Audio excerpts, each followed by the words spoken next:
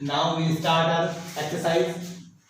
ये एक्सरसाइज का सबसे पहला क्वेश्चन है कि इसमें a इक्वल टू -18 गिवन है, यानी सीरीज की सबसे पहली टर्म गिवन है।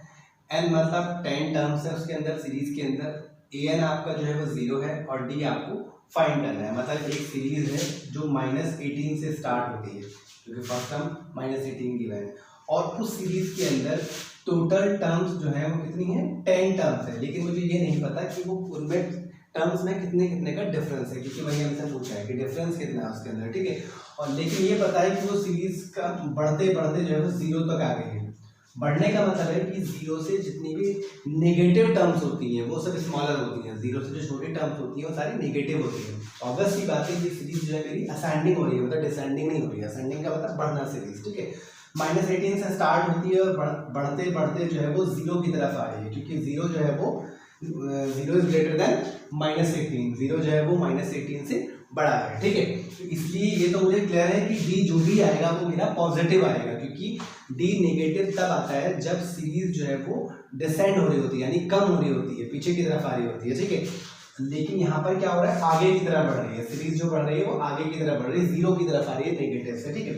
तो ये तो मुझे क्लियर है कि डी जो आएगा वो मेरा पॉजिटिव ही आएगा, ठीक है। और ये पता है कि -18 से लेकर जो 0 तक स्टेप कवर कर रहे हैं उसमें टोटल टर्म जो है वो 10 टर्म यूज होंगी, मतलब 10 स्टेप यूज होंगे, ठीक है।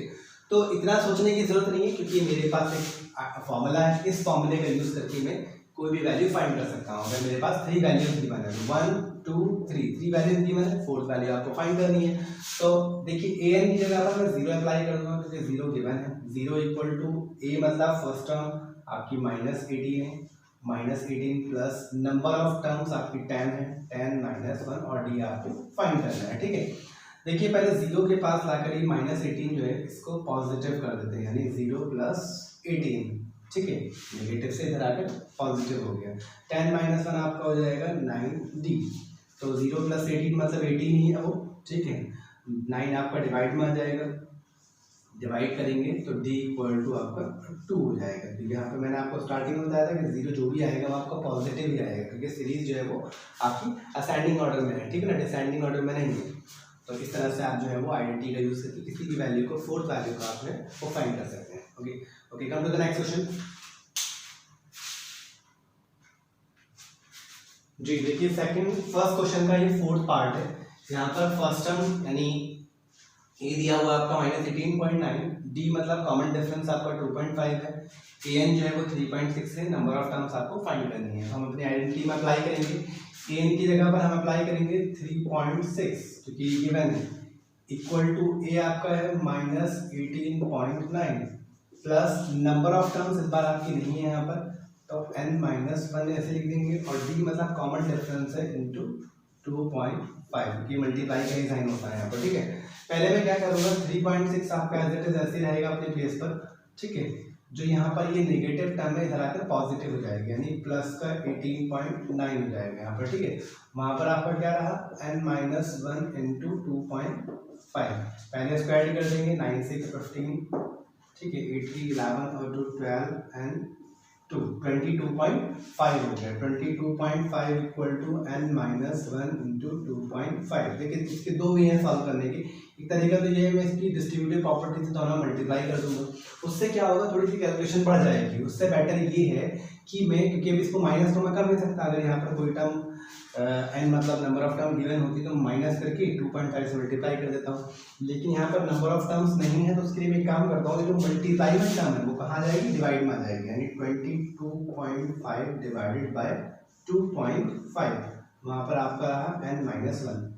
डेसिमल से डेसिमल डायरेक्ट कैंसिल हो जाएगा, क्योंकि यहाँ पे डेसिमल के बाद राइट साइड में एक डिजिट है, यहाँ भी राइट साइड में एक ही डिजिट है, तो ये आपका हो गया 225/25, ठीक है। अगर आपको डायरेक्ट नहीं आ रहा है तो आप इसको थोड़ा सिंप्लेक्स कर सकते हैं, ठीक है। 5 के टेबल से 5 5 25, 5 4 20, 5 5 25, 5 9 45, ये आपका हो जाएगा 9 इक्वल टू, यहाँ से शो कर देता हूँ, 9 इक्वल टू n- एक स्टेप दे देते हैं, ज़्यादा हॉश पॉश हो गया यहाँ पर इस तरह से, ये आपका हो जाएगा 5 5 25, 5 4 20 एंड 5 5 25, तो आपका ये स्टेप आया 45/5 इक्वल टू n-1 1, 5 9 ज़ा 45, 9 इक्वल टू n माइनस 5। तो ये 9 आप इधर आके 1 जो है प्लस का हो जाएगा, तो n इक्वल टू आपका हो जाएगा 10। इस सीरीज के अंदर टोटल नंबर ऑफ टर्म जो होंगी वो 10 होंगी। ठीक है, हमने क्या किया, पहले जो नेगेटिव था इसको हटा के पॉजिटिव करके इन दोनों को प्लस कर दिया, ये मल्टीप्लाई में था इसको डिवाइड में लिया, डेसिमल से डेसिमल कैंसिल हो गया, थोड़ा सा प्लस कर दिया। आप एक बार में भी कैंसिल कर सकते हैं, 25 को 25 से डिवाइड करेंगे तो आपका जो है 9 ही आएगा। ठीक है, उसके बाद ये करने के बाद n माइनस 1 जो नेगेटिव था वो n इधर आकर 1 जो इधर आकर पॉजिटिव हो गया, नंबर ऑफ टर्म्स आपकी जो है वो 10 है। इस तरह से क्वेश्चन आप सॉल्व कर सकते हो। Come to the next question. जी देखिए, सेकंड क्वेश्चन का सेकंड पार्ट है। एक्चुअली ये क्वेश्चन जो है वो मल्टीपल चॉइस फॉर्म में है, तो क्वेश्चन लिखा हुआ है और उसके जो है वो 4 ऑप्शन दे रखे हैं, उसमें देखना है कौन सा सही है। थोड़ा सा डिफरेंट क्वेश्चन था इसलिए मैंने इस क्वेश्चन को लिया। इन्होंने कहा यहाँ पर 11 term of the AP -3 -1/2 2 is, मतलब अगर इस सीरीज के अंदर टोटल 11 टर्म है तो 11वीं टर्म क्या होगी। इज का मतलब इज के बाद जो आता है वो क्या आता है, लास्ट टर्म आती है। तो कह रहे हैं कि 11 टर्म ऑफ द AP, मतलब ये एक AP दे रखी है, इसमें A है हमारे पास, D हम फाइंड कर लेंगे कॉमन डिफरेंस यानी A2 - A1, और n आपका 11 दे रखा है। तो ये बताइए कि अगर ये सीरीज में 11 टर्म है और इसकी ये सीरीज की स्टार्टिंग बिगिनिंग दे रखी है तो लास्ट टर्म क्या होगी इसमें। तो हम क्या करेंगे, जो वैल्यूज गिवन है पहले उसको लिख लेते हैं। A इक्वल टू हमारा -3 है, D हम निकालेंगे यानी A2 - A1, A2 हमारा है माइनस का 1/2, हम हमेशा D किस तरह से निकालते हैं, next class minus preceding class, यानी अगली क्लास में से पिछली वाली क्लास को माइनस कर सकते हैं। वो इसको इसमें से माइनस कर दीजिए, इसको इसमें से माइनस कर दीजिए, आंसर दोनों के इक्वल ही आएगा।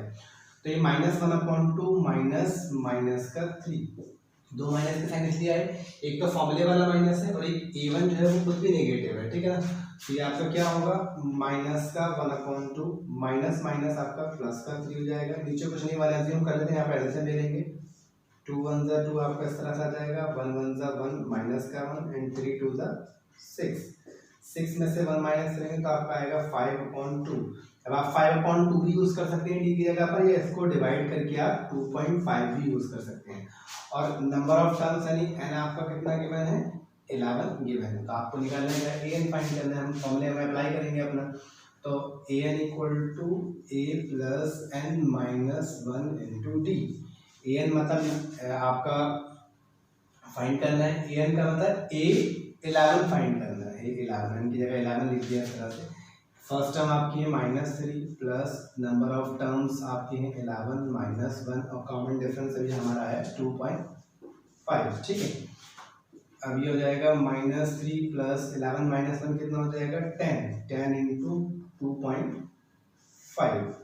ठीक है, उसके बाद -3 प्लस इसकी मल्टीप्लाई से करेंगे तो ये हो जाएगा 25, 2.5 मल्टीप्लाई 10 से करेंगे तो 25 हो जाएगा। 25 में से 3 माइनस करेंगे तो आपका कितना आंसर आएगा 22, यानी 11वीं टर्म जो होगी वो क्या होगी 22 होगी। वो सीरीज जो होगी उसमें 11वीं टर्म 22 आएगी। यही आंसर है।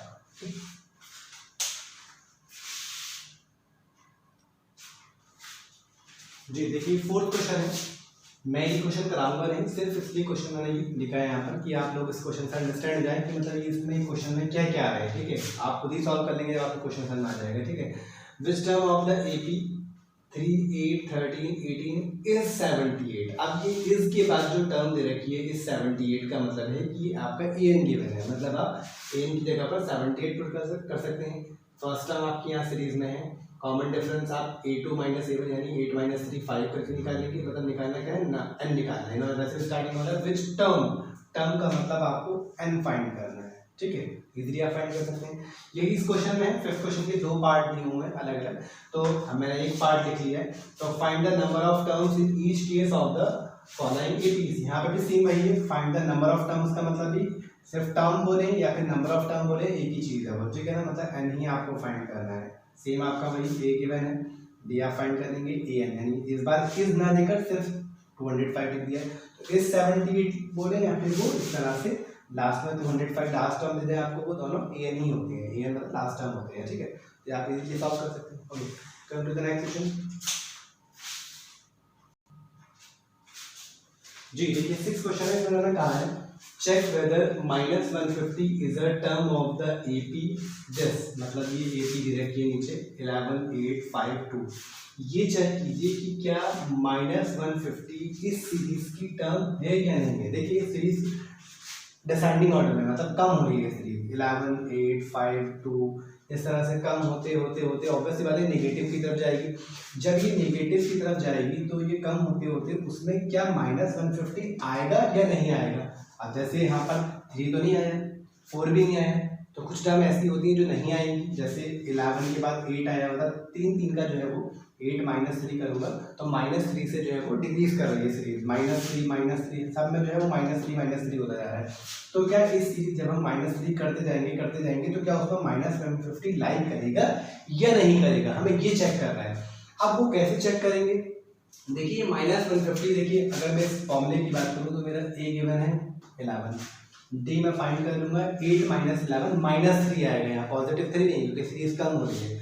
वैसे भी आप 11 - 8 मत करना, 8 - 11 करेंगे तो नेगेटिव आएगा, तो डी -3 हो जाएगा। अब ये -150 वैसे भी n तो हो नहीं सकता, मैंने आपको जब चैप्टर का इंट्रोडक्शन दिया था तो बताया था कि नंबर ऑफ टर्म्स कभी भी नेगेटिव या डेसिमल फॉर्म में नहीं हो सकती, क्योंकि नंबर ऑफ टर्म्स में ये थोड़ी कह सकता हूँ कि उस सीरीज के अंदर टोटल -150 टर्म है। -1 नंबर कभी भी नेगेटिव नहीं होते हैं। मैं कहूँ मेरी क्लास में जो है 20 स्टूडेंट है, लेकिन मैं ये नहीं कह सकता मेरी क्लास में -20 स्टूडेंट्स हैं, नेवर पॉसिबल, ठीक है। तो इसका मतलब ये n तो बिल्कुल भी नहीं है, तो ये है क्या, ये an है, मतलब ये सीरीज की आखिरी टर्म है। ये चेक करना है कि क्या ये सीरीज की आखिरी टर्म है, क्या ये इस सीरीज के अंदर लाई करेगी, क्या ये सीरीज के अंदर अकर करेगी या नहीं करेगी। तो उसके लिए हम क्या करेंगे, an वाले फॉर्मूले में अप्लाई करेंगे, an की जगह हम लिखते हैं -150, ठीक है। चलिए मैं कर देता हूँ उस क्वेश्चन को, an = a + n - 1 × d। मैं an की जगह पर लिखूंगा -150।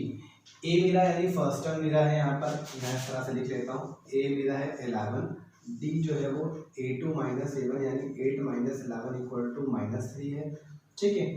n यानी मुझे फाइंड करना है और an मेरा ऑलरेडी दिया हुआ है, ये -150, ये चेक करना है। अभी एग्जैक्टली नहीं पता है कि ये an ही है या नहीं है, तो वो अभी हम फॉर्मूले अप्लाई करेंगे, चेक हो जाएगा, ठीक है। इस तरह से ये आपकी वैल्यूज गिवन है, ठीक है। तो an की जगह -150 पुट कर दिया, फर्स्ट टर्म यानी आपका 11 दिया हुआ है, प्लस n आपको फाइंड करना है, d मतलब कॉमन डिफरेंस आपका -3 है। पहले -150 के पास लाकर एक काम करता हूँ, प्लस का 11 इधर आकर -11 हो जाएगा, वहाँ पर आपका बचा n - 1 × -3। जब दोनों नेगेटिव होते हैं तो पॉजिटिव नेगेटिव पॉजिटिव होंगे, but sign will be negative, लेकिन क्योंकि माइनस की टर्म ग्रेटर, जब दोनों माइनस किया हो तो प्लस हो जाते हैं, पर साइन माइनस का ही रहता है, ठीक है। 1516 माइनस का 161। अब ये -3 है, मल्टीप्लाई में है तो डिवाइड में आएगा। जब कोई टर्म मल्टीप्लाई में होती है तो वो जब डिवाइड में आती है तो विद साइन आती है, मतलब ये नहीं कि वो आप इस तरह सोचे कि -3 है तो इधर आके +3 हो जाएगा, नहीं, वो माइनस प्लस तब होता है जब वो प्लस या माइनस की फॉर्म में हो, मतलब ये मल्टीप्लाई का साइन है, वो तो माइनस होगा तो प्लस हो जाएगा इधर आकर, लेकिन अगर मल्टीप्लाई में है तो डिवाइड में आएगा विद साइन, साइन के साथ आएगा। अपने वहाँ क्या बचा आपका n - 1, माइनस से माइनस कैंसिल हो जाएगा। देखिए मैं 161 को 3 से डिवाइड करूँगा, अगर मैं यहाँ 161 को 3 से डिवाइड करता हूँ तो आपका 3 × 5 = 15, 1 आया, 1 नीचे लिखेंगे, आपका ये 3 × 3 = 9, 2 रहा, डेसिमल अगर 0 यूज़ करेंगे, 3 × 6 = 18। अब यहाँ से सीरीज जो है वो रिपीट होती रहेगी, फिर से 3 × 6 = 18 यानी 53.6 बार लगा देंगे। बार का मतलब जब कोई टर्म रिपीट होती रहती है तो हम बार यूज़ कर देते हैं ऊपर, तो 53.6, इसको जब इससे डिवाइड कर रहे हैं तो आपका आ रहा है 53.6 बार = n - 1, तो 53.6 बार प्लस 1 इधर आके प्लस हो जाएगा, तो 53 में 1 ऐड होगा, इधर साइड होता है, इधर साइड ऐड मत करना आप, 53 + 1 कितना हो गया 54.6 बार। क्या n हमारा नेगेटिव या डेसिमल आ सकता है, नेवर पॉसिबल, ना तो हमारा कभी n नेगेटिव आ सकता, ना ही डेसिमल आ सकता। So -150 is not a term of this AP. No, -150 is not a term of this AP. मतलब -150 इन सी डी की टर्म नहीं है। ओके